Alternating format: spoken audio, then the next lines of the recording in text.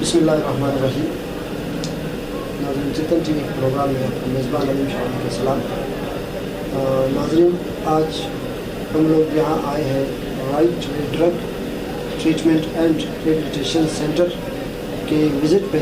یہاں جو ادارہ ہے یہاں ان لوگوں کی جو منشیات کے عادی افراد ہیں ان کا یہاں علاج معالجہ ہوتا ہے. یہاں ان کو منشیات کے جو عادی افراد ہیں ان کو علاج کر کے ایک قابل انسان بنا کے اس کے بعد اس کو ایک روزگار جس میں جو صلاحیت ہے جس میں کسی ٹیلنٹ ہے تو اسی ہنرمند بناتے ہیں. تو ہمارے ساتھ آج موجود ہے فضل محمد نورزئی صاحب ہمارے ساتھ موجود ہے جو ادارے کا ڈائریکٹر صاحب ہے. ہم ان سے ان کے تاثرات جانیں.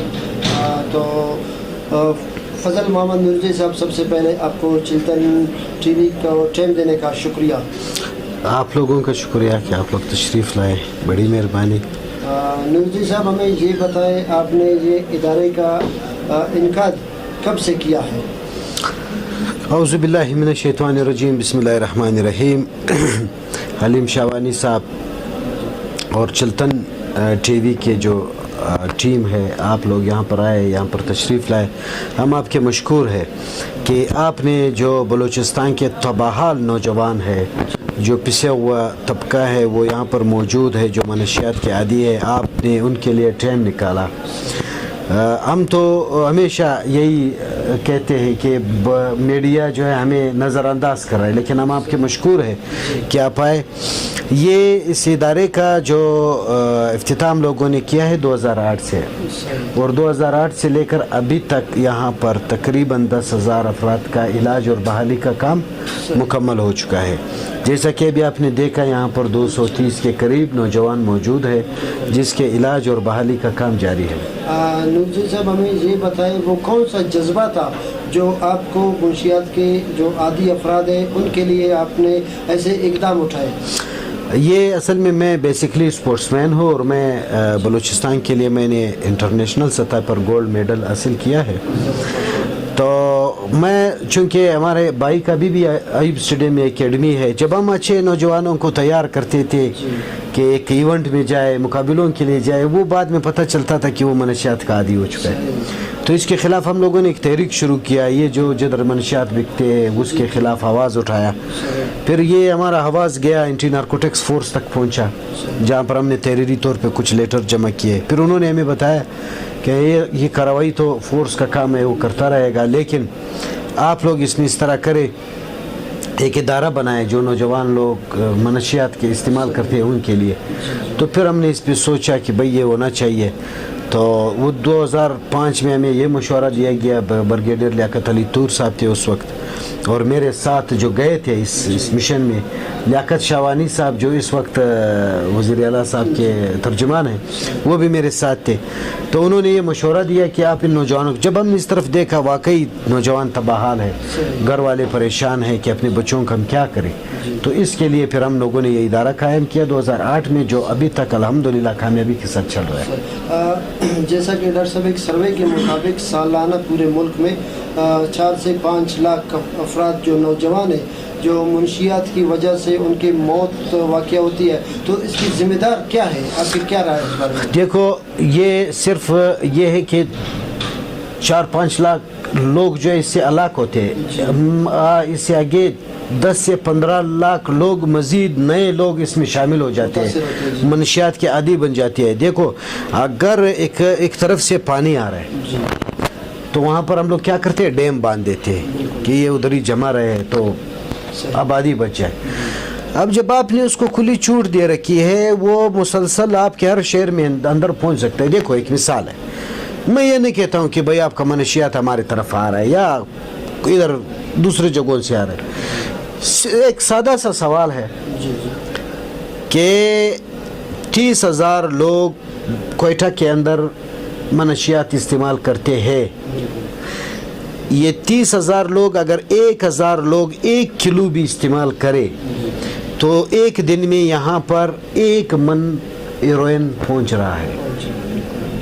یہ تو سب کے سامنے, یہ بند کر دے. جب یہ بند ہوگا تو بچے محفوظ ہو جائیں گے. تو جیسا کہ آپ کا یہ ماشاءاللہ ادارہ ہے, یہاں جیسے کہ آپ نے فرمایا کہ لگ بھگ 300 کے قریب یہاں جو منشیات کے عادی افراد ہیں یہاں ایڈمٹ ہے، تو جب آپ ان کو فرسٹ ٹائم یہاں لاتے ہیں تو آپ ان کو کس طرح وہ ڈیل کرتے ہیں؟ دیکھو، سب سے پہلے آپ ڈاکٹروں سے ملے، ان سے ملاقات کی. یہ جو بھی منشیات کا عادی شخص جب بھی ہمارے پاس آتا ہے تو سب سے پہلے ہم لوگ اس کو ڈیٹاکس دیتے ہیں. ڈیٹاکس بولتے ہیں 10 دن کے لیے.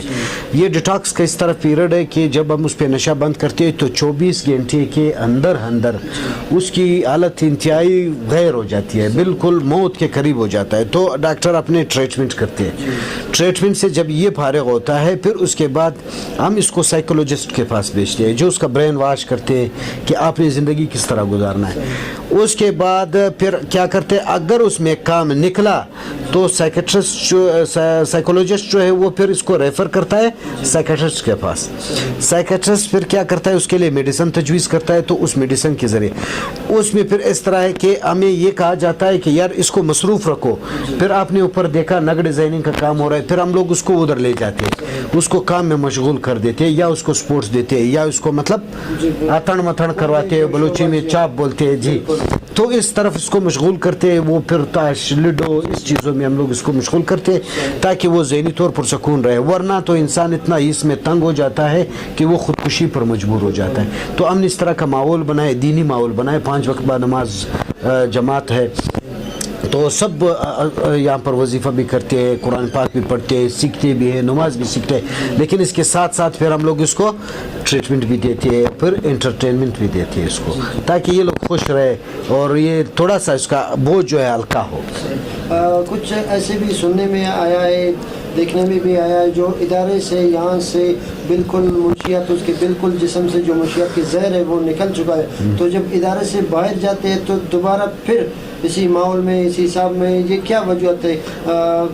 کہنے کا مطلب یہ ہے کہ کچھ ادارے ایسے ہیں ان پہ تشدد، مار پیٹ ان پہ زیادہ ہوتا ہے.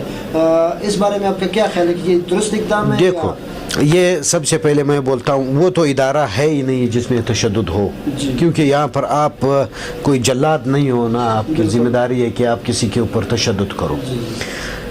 البتہ فنشمنٹ ہوتا ہے جس طرح اسکول میں بچوں کو ڈرانا، یہ وہ تاکہ وہ بھاگے نہیں، خودکشی نہ کرے. یہ اس کا وجہ یہ ہے کہ یہ دوبارہ یہ پورے دنیا میں UNODC کا رپورٹ ہے کہ 2% لوگ اس میں صحیح ہوتے ہیں، لیکن الحمدللہ ہمارا رپورٹ، ہمارا رزلٹ 10% ہے، 100 میں 10.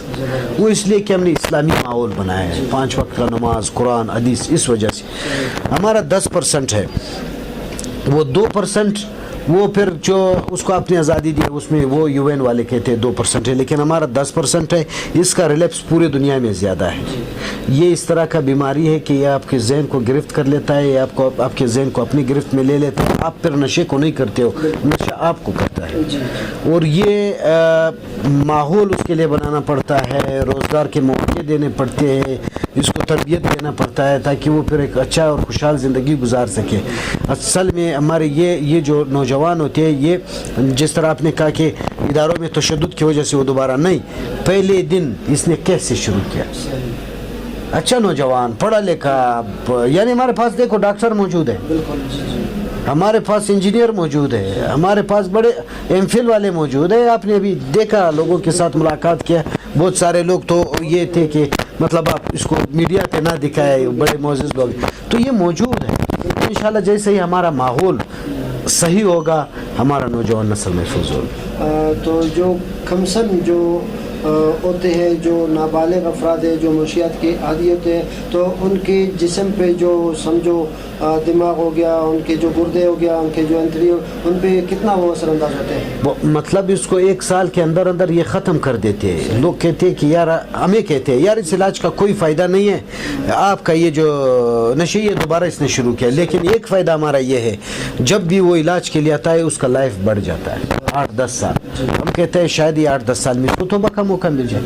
پھر جب وہ کمزوری کی طرف جاتا ہے، جس طرح موبائل کا چارج ختم ہوتے ہے، یہ گھر والوں کے پاس جاتا ہے، گھر والے تو اس کو مرتا نہیں دیکھ سکتے. پھر وہ ہمارے پاس آتا ہے، پھر ہم اس کا ٹریٹمنٹ کرتے ہیں 1 مہینہ 2 مہینہ 3 مہینے تک. پھر وہ چارج ہو جاتا ہے، پھر وہ ٹھیک ہو جاتا ہے، پھر ہم ان کے حوالے کرتے ہیں. جیسا کہ منشیات کے عادی افراد ہیں جو پہلے اولاد جو ہے نا ماں باپ کے لیے اولاد ایسے درجے کا حیثیت رکھتا ہے کہ ان پہ سمجھو ایک ہوا یا گرد و غبار بھی برداشت نہیں کرتا. جب ان کے اولاد منشیات کے عادی ہو چکے ہوتے ہیں تو ان کے ماں باپ بھی ان سے نفرت کرتے ہیں, یعنی ان کو گھر میں بھی برداشت نہیں کرتے. جب ان کو یہاں ادارے میں لایا جاتا ہے, یہاں سے وہ ٹریٹمنٹ کے بعد ایک قابل انسان, قابل ہنرمند انسان بن کے چلے جاتے ہیں, تو ان والدین کے کیا تاثرات ہیں آپ کے ادارے کے بارے میں, آپ کے بارے میں؟ دیکھو والدین ابھی جیسے یہاں پر موجود بھی ہے, یہ ہر ایک جو ہے نا اپنے ماں باپ کے جگر کا ٹکڑا ہوتا ہے. بالکل. اب آپ سوچئے جب آپ کا جگر کسی اور کے پاس ہوا ہے تو آپ اس کو کیا کیسے محسوس کرو, اس کو کس نظر سے دیکھو گے؟ تو ان کے جگر کے ٹکڑے ہمارے پاس ہے, وہ ہمیں دن رات دعائیں دیتا ہے, اور ہمارے لیے ہم جب اس کو کہے کہ یا یہ سڑکوں پہ بیٹھ جاؤ, یہ پولیس اسٹیشن کو آگ لگا دو, وہ ہمارے لیے وہ بھی کر سکتے ہیں. لیکن ہم اس کو یہی کہتے ہیں کہ بس آپ منشیات پروشوں کے خلاف آواز اٹھائیں اپنی سطح پر. میں خود یہاں پر روز لائیو آتا ہوں, حکومت کو مجبور کرتا ہوں اس چیز پہ.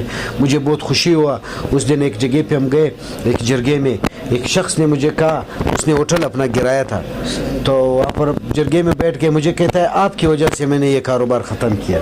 وہ اس ہوٹل میں چرس بیچتے تھے. تو میں نے کہا کیوں؟ بولتا ہے خدا کی قسم آپ کا جب میں ویڈیو دیکھتا تھا آپ بولتے تھے یہ جو نشہ بیچتے ہیں اس نے بچوں کو خراب کیا ہے. بولتا ہے میں نے سوچا, میں نے کہا یار واقعی یہ تو ہماری وجہ سے تباہ ہے, میں نے یہ ہوٹل ہی ختم کر دیا. تو میں نے کہا انشاءاللہ اللہ تعالیٰ اس میں آپ کو برکت دے گا. اس نے بولا برکت ابھی سے مجھے ہوا ہے, ایک دکان میں نے 80,000 پہ کرائے میں دیا ہے, میرے ہوٹل نے پورا مہینے 80,000 نہیں کمایا. جو ہم لوگ دیکھتے ہیں اپنے ارد گرد جو ماحول ہے, جو منشیات کے جو عادی ہے وہ بھی انسان ہے, وہ بھی ہمارے جیسے ہے. بالکل آپ کی بات ہے, جو کسی کا جگر گوشہ ہے تو ہم لوگ ان کو نفرت کی نگاہ سے دیکھتے ہیں, ان سے بات کرنے سے کتراتے ہیں. ان لوگوں کو کیا پیغام دینا چاہیں کہ ان کے ساتھ کس طرح پیش آئے؟ دیکھو میں خود جب روڈ پہ جاتا ہوں, مجھے جب کوئی نشئی ملتا ہے وہ بھیک مانگتا ہے نا, میں اس کو پیسے دے دیتا ہوں. لوگ مجھے کہتے ہیں آپ تو منشیات کے اسپتال چلاتے ہو, آپ نے اس نشئی کو پیسے کیوں دیا؟ میں کہتا ہوں یہ نشئی ہے, اس نے ہر حال میں پیسے پیدا کرنا ہے, ہر حال میں چوری کرے جو بھی کرے. تو میں نے اس کو مرضی سے دے دیا ہے, میں نے اس کو روک دیا کہ وہ چوری نہ کرے. بالکل. میں نے اس چیز سے اس کو روک دیا کہ وہ کسی کا نقصان نہ کر دے. تو معاشرہ جو ہے ان سے محبت کرے, اس کو لے جائے, اس کے گھر والے ہمدردی کے مستحق ہے, اس کے ساتھ ہمدردی کرے, کسی کا مذاق نہ اڑائے. یہ عذاب الہی ہے, اگر آپ آج اس پہ ہنسو گے تو کل آپ کے گھر میں یہ بلا گھس جائے گا. چلتن ٹی وی کے بارے میں آپ کا کیا تاثرات ہے, جو بلوچستان کا خود ہمارا واحد چینل ہے, اپنے قبائلی, سیاسی, سماجی اور اپنا مسئلہ مسائل اجاگر کرنے میں اپنے دن رات صرف کر رکھی ہے؟ ماما بہت مشکور ہے آپ لوگوں کا کہ آپ لوگوں نے یہ جو چینل ہے اس کو یہاں پر اسٹیبلش کیا ہے. یہ دیکھو ہمارے آواز کون اٹھائے گا ہمارے لیے, ہمارے اس پیغام کو آج میں آپ کو بتا رہا ہوں. دیکھو میں نے ہمیشہ یہی کہا ہے کہ بڑے بڑے ٹی وی چینل والوں کو میں نے کہا آپ لوگوں کے لیے بیڈ نیوز جو ہوتا ہے وہ گڈ نیوز ہوتا ہے. اگر میں ابھی اعلان کر دوں کہ میں 2 بندوں کو آج شام قتل کروں گا تو آپ پورے دن مجھے ٹی وی پہ دکھاؤ گے. میں آپ کو کہہ رہا ہوں کہ آؤ, یہاں پر 30,000 لوگ منشیات کے عادی ہے, پاکستان میں 1 کروڑ لوگ منشیات کے عادی ہے, آپ کی فوج 7 لاکھ ہے, آپ کے منشیات کے عادی لوگ جو ہے 1 کروڑ ہے, جس کو دنیا کے دہشت گرد بھی استعمال کر سکتے. ان کا آواز کوئی نہیں پہنچاتا. آپ چلتن ٹی وی والے آئے, یہ نوجوان آپ دنیا کو دکھاؤ اور دنیا کو کہو کہ اگر آپ نے دہشت گردی کو ختم کرنا ہے تو منشیات کے اوپر کام کرو, اس منشیات کی تباہ کاریوں کو روکو. اس سے منشیات کا جتنا بھی پیسہ ہے وہ دہشت گردوں کو ملتا ہے, اور منشیات میں جو بچے استعمال ہوتے ہیں وہ منشیات کی عادی ہے. تو آپ اس پر توجہ دو, بلوچستان میں محفوظ پاکستان میں. ٹائم دینے کا بہت شکریہ نور جی صاحب. آپ لوگوں کا شکریہ, آپ لوگ تشریف لائے, یہ ہماری خوش قسمتی ہے کہ آپ یہاں پر آئے. ناظرین ہمارے پروگرام کا یہاں جو وقت ہے وہ ختم ہوتا ہے. نیکسٹ پروگرام کے ساتھ انشاءاللہ نیکسٹ ایسے ادارے یا اپنے سیاسی سماجی جو ہمارے مہمان ہیں ان کے ساتھ آپ کی خدمت میں حاضر ہوں گے. تب تک